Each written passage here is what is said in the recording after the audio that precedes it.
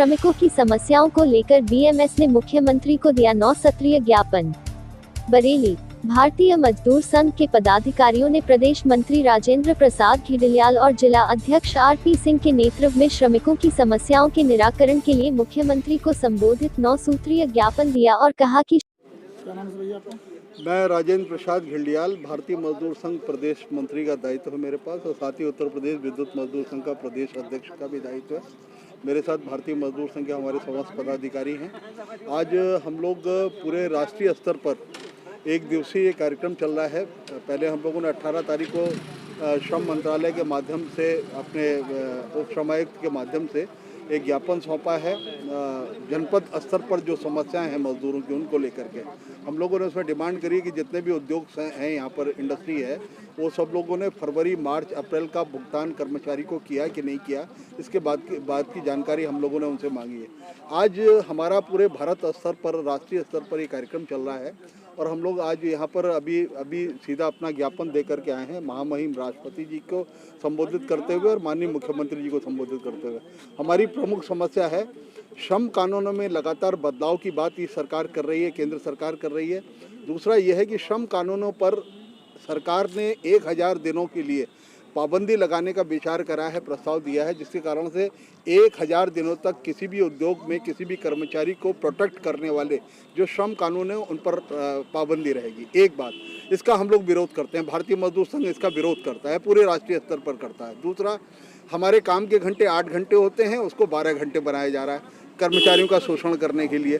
दूसरा, उत्तर प्रदेश की सरकार ने आदेश कर दिए हैं 6 भत्ते रोक दिए जाएं कर्मचारियों को, उसका हम विरोध करते हैं। तीसरी बात, इलेक्ट्रिसिटी बिल 2020 लाया जा रहा है, जिसका कोई औचित्य नहीं बनता। इस समय कोविड-19 से लड़ाई में पूरा भारत, पूरा विश्व लड़ रहा है। ऐसे टाइम पर विद्युत विधेयक लाने की आवश्यकता है, जिसके कारण से उपभोक्ताओं को महंगी से महंगी दर पर बिजली खरीदनी पड़ेगी। और साथ ही हमारे जो आज किसान है, जो आज ट्यूबवेल चला रहा है, जिसके कारण से हरित क्रांति आई है पूरे प्रदेश में, वो कम से कम आज की तारीख में 8000 से 10,000 रुपये बिजली का बिल माहवारी देगा, तब ट्यूबवेल चला पाएगा। ये स्थितियाँ देश के अंदर पैदा की जा रही हैं।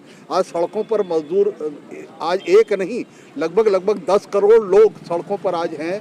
वो कर्मचारी, वो श्रमिक जो दूसरे जनपदों में काम कर रहे थे, दिल्ली में, मुंबई में, कलकत्ता में, वो आज अपने घर वापसी ले रहे हैं। आज उनकी स्थिति बहुत भयावह है, वो भूख से मर रहे हैं, प्यास से मर रहे हैं, और सबसे बड़ी बात है बेरोजगारी के कारण से मर रहे हैं। उनके लिए रोजगार परक कोई योजना बननी चाहिए, सरकार को ये बनानी चाहिए।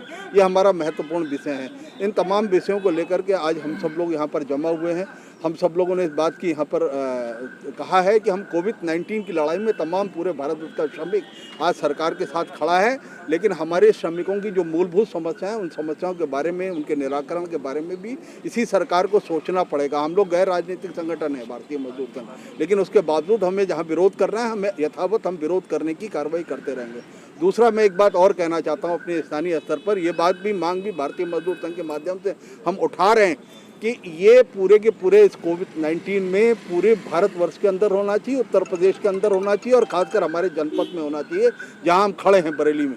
हमारे यहाँ हाउस टैक्स 3 महीने के लिए माफ़ होना चाहिए, वो तब तक माफ़ होना चाहिए जब तक लॉकडाउन चल रहा है। हमारे वाटर टैक्सेस माफ़ होने चाहिए, और हमारे तमाम उपभोक्ताओं के बिजली का बिल अगर पूरा माफ़ नहीं हो सकता तो कम से कम 50% माफ़ होना चाहिए, ताकि हमारे आम उपभोक्ता को, आम जनता को उसका लाभ मिल सके। और साथ ही जितने भी इंस्टीट्यूशन, स्कूल्स चल रहे हैं, उन स्कूल्स में जो लगातार फीस को लेकर के दबाव बनाया जा रहा है अभिभावकों के ऊपर, उसका हम भारतीय मजदूर संघ खुल करके विरोध करता है। और इस विरोध में हम तमाम अभिभावकों के साथ आज खड़े हैं।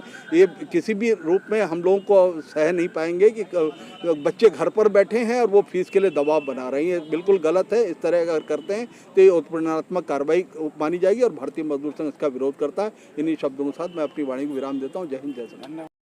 एनजी न्यूज़ से जुड़े रहने के लिए चैनल को सब्सक्राइब करें और बेल आइकन को दबाना ना भूलें।